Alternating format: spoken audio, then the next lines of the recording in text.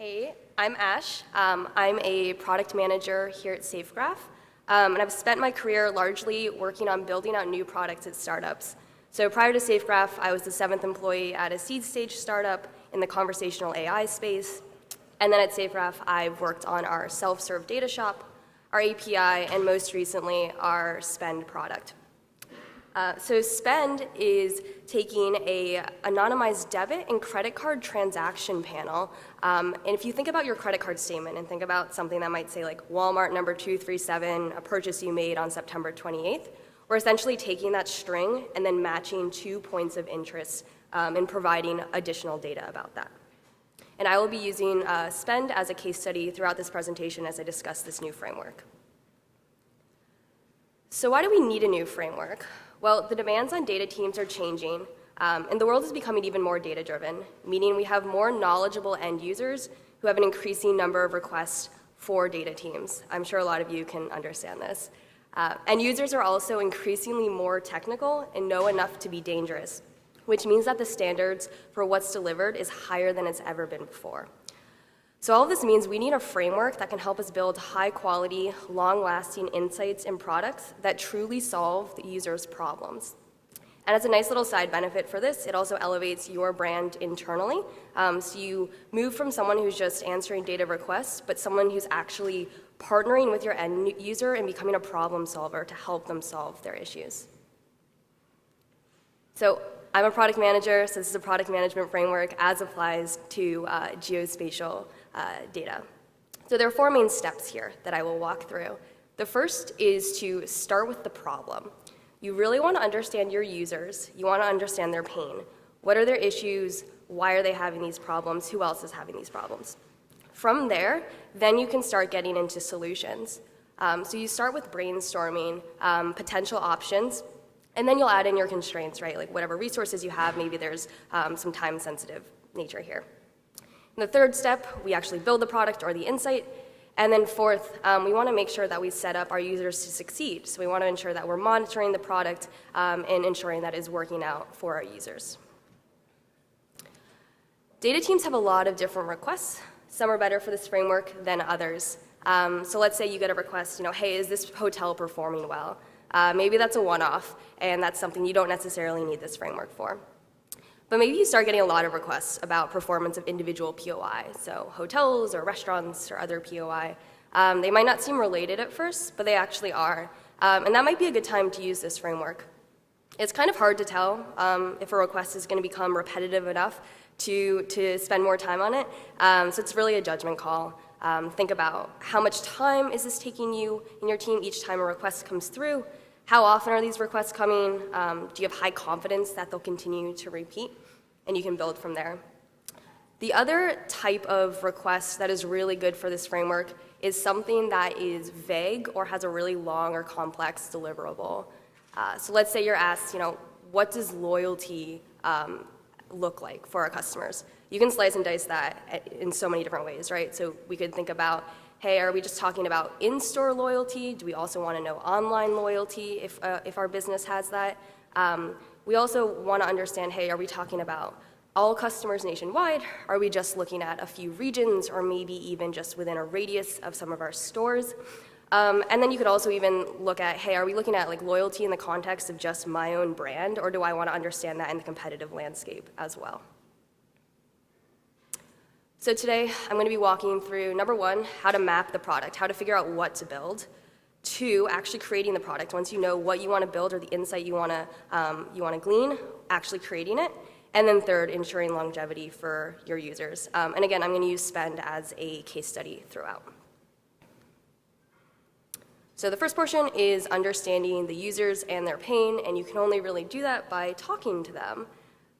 So product managers, we love doing user interviews, and I think that everyone can do user interviews. So you want to start really broad and exploratory here. You want to get to know your user. You want to know what their top priorities are. Understand if other teams have any input on what they work on. Maybe that's someone you should also talk to because they also could be a stakeholder for the end product. You want to really dive into the pain. What problems are they having?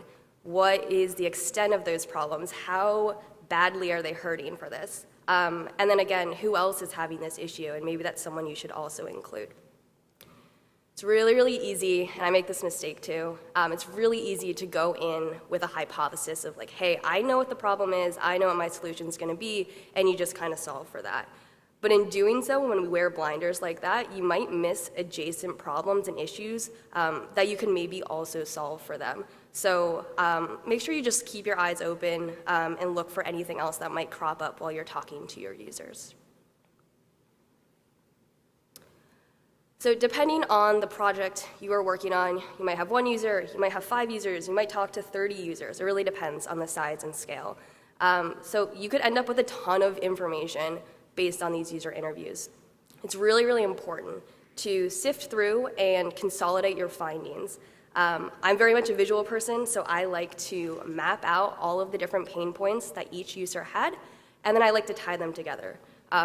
More often than not, every user is going to have multiple pain points. Some are going to be completely outside of your scope, and that's fine. But at least note them down. And then what you can do is you can start to draw the common connections between pain points that multiple users have. It's really important here to also note the intensity of these pain points. So maybe there's like a low-level problem that everyone has. Maybe that's not as high a priority, but maybe there's like this really big thorn in 2 of your users, and it's also an issue for a few others. So for spend here, I'm going to talk about new columns that we built out a couple of months ago. They're called cross-shopping. I will explain later how we ended up building them. But first, I want to talk about how we even got to the decision to build out these columns. It was all based on user interviews. So we're constantly talking to our current customers, potential partners, and trying to understand what they're trying to do with data. So as we did these user interviews, we saw a couple of common themes emerge. So I put a couple of examples up here, and we saw that a lot of people were really interested in understanding, like, hey, where do my customers also shop? In the real estate side, we saw brokers and landlords who wanted to attract tenants based on where their customers shopped. And then even some marketing teams from a demographic angle we saw wanted to put together campaigns and target people based on where they also shopped. So we saw this common theme emerge, decided that we wanted to focus in on it. So next step, once you've identified a viable issue, you then want to create a solution and ultimately build out the product. So I spoke during the user interviews about having kind of a blank slate, no blinders on. You also want to do that with solution building. So the first step here is to create a menu of options. Absolutely no constraints. Let's pretend you have like unlimited resources, you have the unlimited time in the world, because this will really make sure that you're thinking of everything from every possible angle. The other thing to note here is you also want to think about the context of how a user might use your solution. Do they need to have a complementary tool? If so, do they already have that? Or is that something you also need to provide? Maybe that's like something a teammate or a partner can provide as well. So really make sure you're looking at the full picture of how a user might use your solution. After that, then you're going to bring in your constraints. You're going to say like, hey, I only have X number of teammates who can work on this, or I only can spend, this amount of money on data to bring in for this project. Something good to look at is any non-obvious data sets that you can use. We did this when initially building on our spend project. Like, we didn't initially think of transaction strings as something that is like inherently place-based, but we were able to tie that back in to geospatial data. And then another option you have here is always to take a staged approach. So if something's incredibly urgent for your end users, you could build a V1 that addresses that immediate urgent concern in the short term, while you continue to build out something that'll be a little bit more long-term. So I said before, ultimately we decided to build some sort of like measure of shopping at other brands. There are a lot of different ways we could have gone about this though. So we could have looked at, hey, we want to measure how many customers are shopping at other brands, or how many transactions, or the amount of revenue that's happening at competitors. We looked at, hey, do we want to give this in terms of the absolute count, or do we want to give a percentage? Do we want to give all brands that other customers shop at, or just the top ones? And then do we want to group those brands in any way, in a way that makes sense for our end users? Ultimately, we decided on building out a percent of distinct customers at a POI that spent money at other merchants, confined to the top 20 merchants for each grouping. So I'll step through each part of this. We decided on a percent versus an absolute count because we understood that most end users really wanted to understand like the relative ranking, like the relative importance of other brands versus their own. If we gave them an absolute count, they would probably end up calculating like a percentage anyways, so we're giving it in a percent.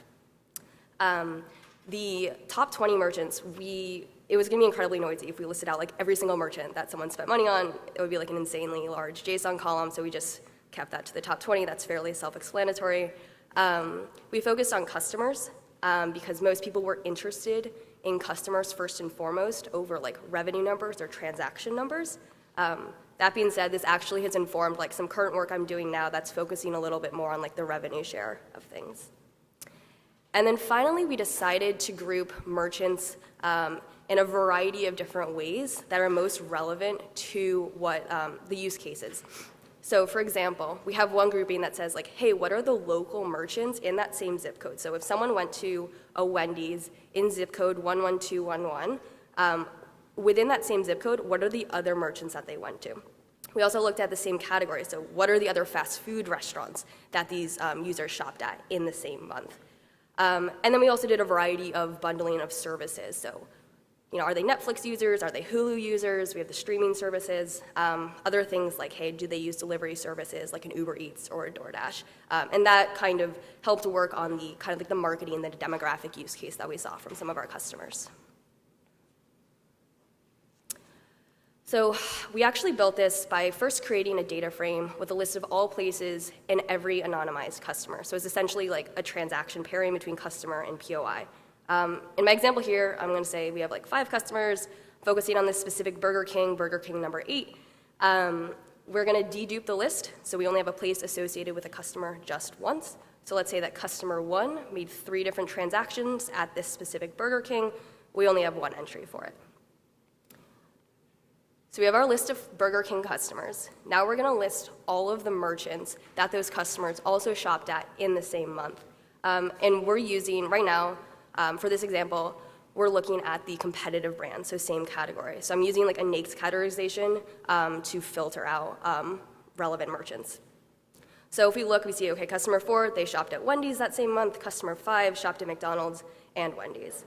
And then in the right-hand table, you can see we join on customer.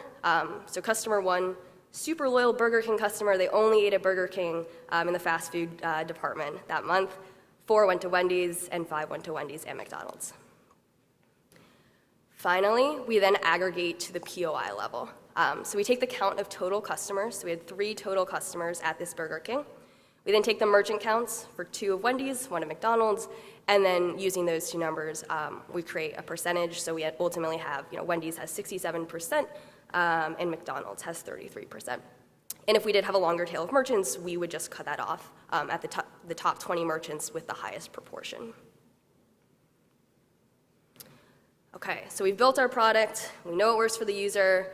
Super easy to walk away now, but you actually have to put some things in place to make sure that it still works for them moving forward. It can be really tempting to be finished with the product or analysis once you've built it, but you want to catch issues before your customers do, because it'll save you from a lot of like fire drills and heartache in the future. So a couple different ways to approach this. Number 1, just monitoring change. So looking at your supply, understanding if there are any large systematic changes to the product. And ultimately, all of this needs to come back in with an understanding of how that impacts the user. There could have been a supply change that really doesn't impact the user. It can be really easy to get bogged down in the technical details without understanding, like, hey, is this actually important for me to spend time on fixing? So just make sure you keep that in mind. Definitely want to analyze metrics over time at a macro level and a micro level. So macro, we could be talking about like the entire US, all POI, all brands. Maybe we get down to just a single brand, and then we start to winnow down to like the state level, the region level, all the way down to an individual POI. If you do happen to have any metrics about like usage, that can be super helpful to see if your users are still getting value. If those metrics drop off, that might be a sign like, hey, you might want to check in with your users, see what's going on, see if the product is still working for them. In general, though, you do want to be still talking with your users. You want to see if anything is changing on their front. Is there anything you could tweak that would help them a little bit more, maybe help someone on their team? And then again, just always have an eye out for like, hey, is there an adjacent need that you could also solve here? So here's an example of some of the metrics we put together for our cross-shopping columns. So we start really macro, total customers in our entire panel. And then we start winnowing down to like brand level, state level, all the way down to like cross-shopping metrics as well. So here we can see clearly there's something going wrong in February earlier this year. Second row from the bottom, you can see that is the cross-shopping between Burger King and Wendy's. This is ultimately what the customer is using, right? So this is what I'm looking at to see if there's an impact to the customer and if it's going to let them use the data or if it's going to cause a problem. So there's clearly an issue here where normally it's within like the mid 40%, it dropped all the way down to 12%. This could be a measure of real world events, maybe not, but I also see, Burger King's customer count overall fell drastically in February. So maybe there's an issue with the way we're like matching transactions. Maybe this is real life, and there are a lot of Burger Kings that closed in the country. I'm not sure. But this is a way we can flag and say, hey, we need to look into this a little bit more. With cross-shopping, we're constantly checking in with our users. So I want to understand, hey, are people still getting value from these columns? If so, how often are they using them? Are they bringing insights to their boss, to their colleagues, right? Like who is ultimately consuming this information? I talked about those merchant groupings, so we have like the services groupings, we also have like hyperlocal groupings, same category, always checking on those. Is there something new we should create? Is there a grouping that no one uses and we should just kill because there's no need to have it? And then finally, trying to understand, zooming out a little bit, what is the context in which they're using this data? So are they using the cross-shopping data in addition to other data during their workflow, right? And are they having any problems there? Is that something that like maybe we can help address, create a new product, or tag in a partner?